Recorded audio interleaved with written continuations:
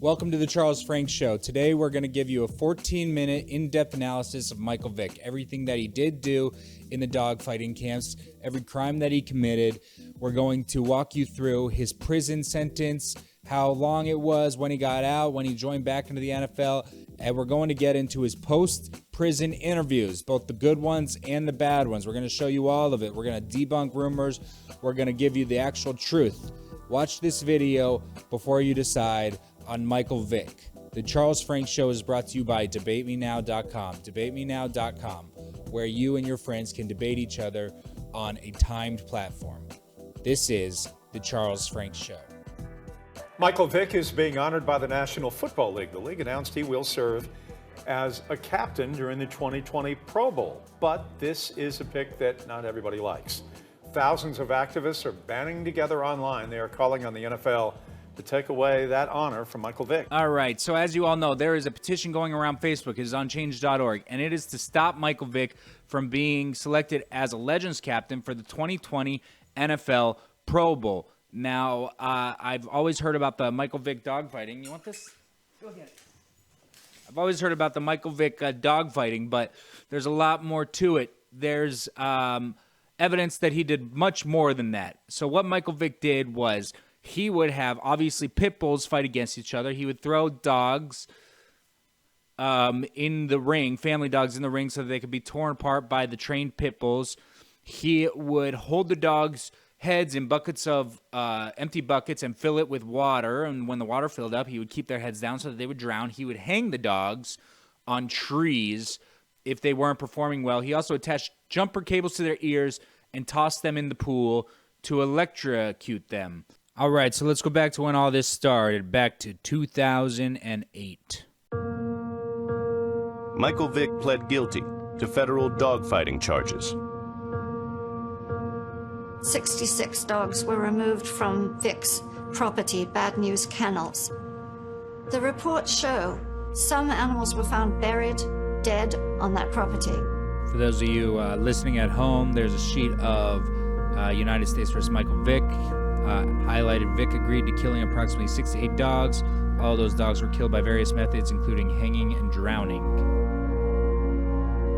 I personally think that he's a sociopath. Mr. Vick has agreed now to enter a guilty plea to those charges and to accept full responsibility for his actions and the, quote, mistakes he has made. So the story comes out, the accusations come out, and Michael Vick pleads guilty to dogfighting, in which he drowned, electrocuted, forced dogs to fight each other, threw family dogs in there to watch them get torn apart, and hung the dogs and nailed them to trees.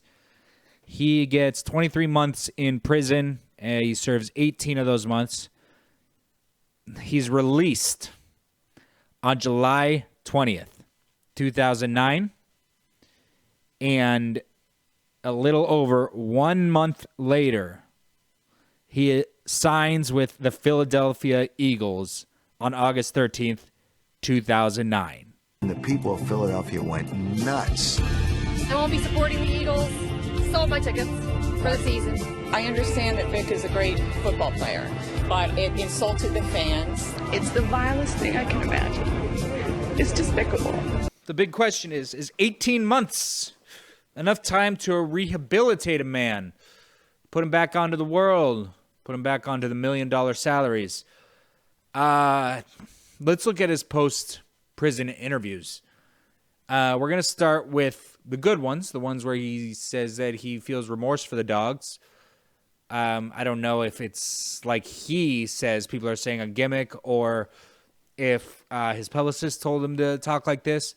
But after I show you the good ones, I'm going to show you the bad ones, where it kind of shows a guy who just feels bad for the situation that he put himself in and the circumstances that now he's in, and not really much remorse for the dogs themselves. Here's the first interviews of the positive Vick interviews. You cried a number of nights. Yeah. About? What I did, being away from my family, letting so many people down, letting myself down. Not being out on the football field, being in a prison bed, in a prison bunk, writing letters home. That wasn't my life. that wasn't the way that things were supposed to be.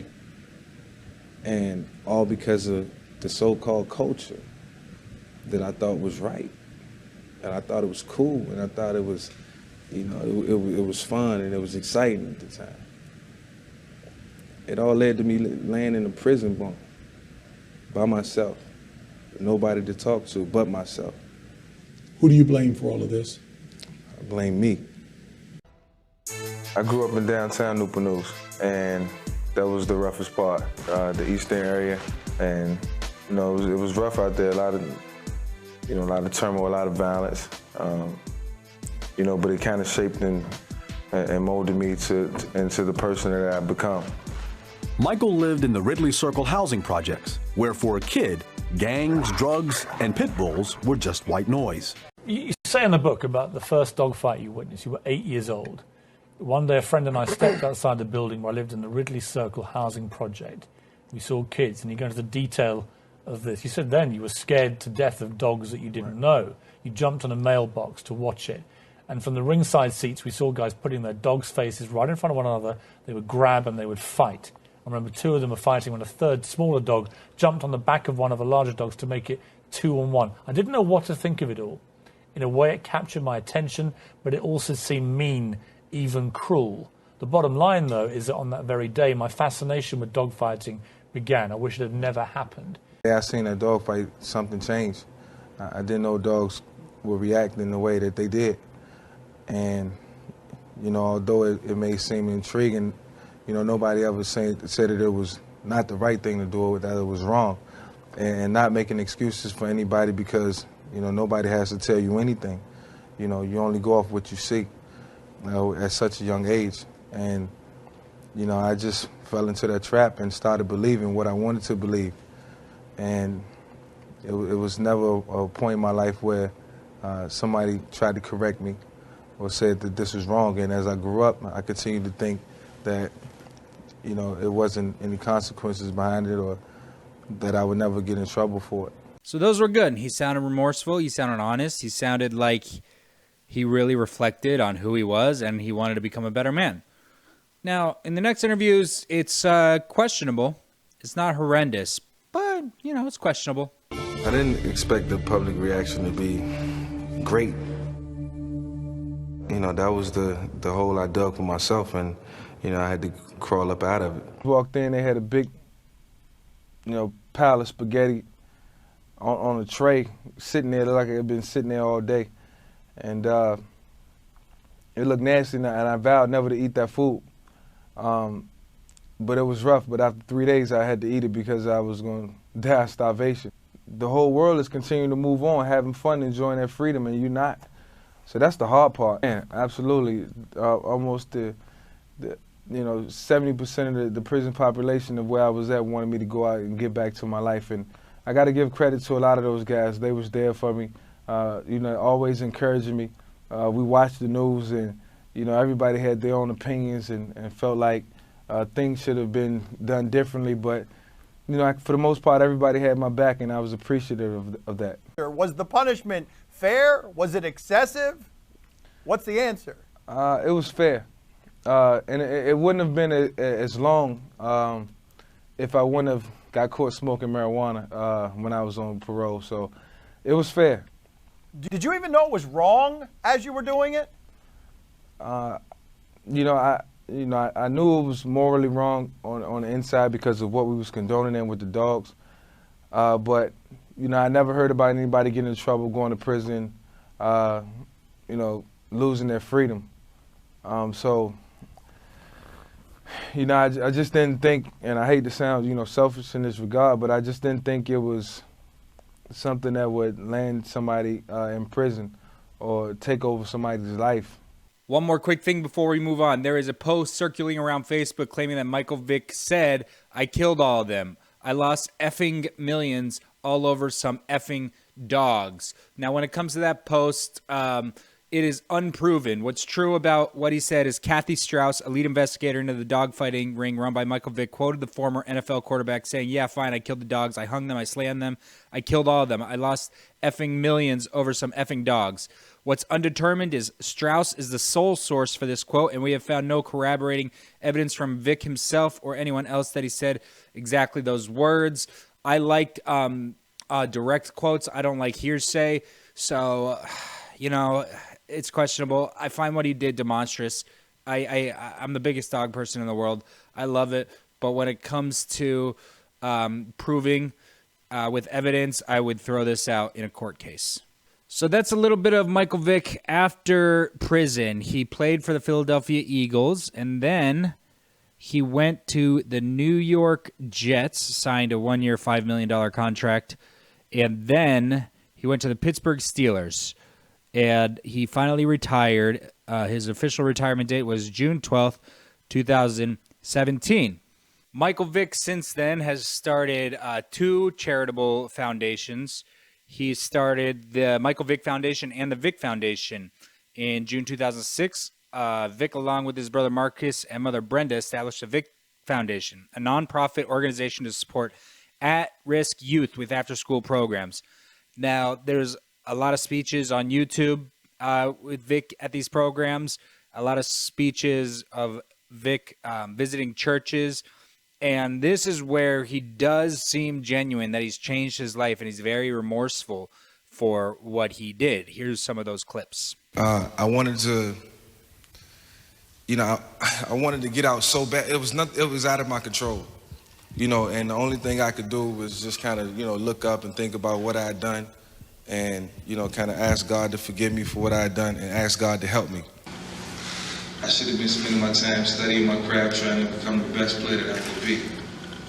But I'm involving myself in violence, dogfighting, something that's pointless. And then you hear me say that word, over and over again, and I continue to reiterate that. Over the course of my 6-year career in Atlanta, I really didn't, care about what I was doing. I didn't even think about what I was doing or how people would perceive what I was doing if I was ever to get caught, ever to get exposed. I only cared about myself. I didn't think about the animal. I was only in it for my own amusement, which was dead wrong. I never thought about something so pointless. And for the life of me, I can't understand why I did it. So, since Michael Vick's departure from the NFL as a player, he joined the NFL as a commentator and analysis and post-game interview and anything that the NFL needs him for. And that brings us to today. The NFL wanted to name him a captain of the 2020 Pro Bowl. And a petition has gone on change.org, and it's filtering through all of Facebook to prevent him from this. Morning, there are multiple petitions to stop former Falcons quarterback Michael Vick from being a Legends captain in the 2020 Pro Bowl. 2 separate petitions are getting a lot of traction and attention online. Change.org has more than 140,000 signatures, and AnimalVictory.org's petition has nearly 200,000. Now, the Falcons dropped Vick back in 2009 while he was in prison on dogfighting charges. He was sentenced to nearly 2 years for running a dogfighting ring in Virginia. Both petitions claim that honoring a man who had zero regard for animals is unacceptable. They say the NFL should do the right thing and strip Vick of all honors. Others, though, argue that Vick served his time, he paid his debt to society, and should be allowed to move on. So since the airing of that on December 4th, 2019 by the station 11 Alive, the 2 petition signatures have gone up significantly. On change.org, the signatures are up to 405,159.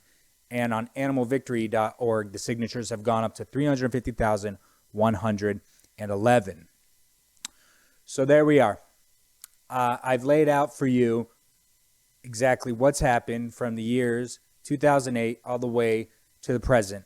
And I implore you to share this video with your friends and family so that they can get all the information before they decide the fate of this man. Are these acts ever redeemable, ever in a man's life? Or should Michael Vick be told to go away from the public eye and be stripped of all his honor and be stripped of all his accolades and his awards for his sins? I'm going to let you decide on that. This is the Charles Frank Show.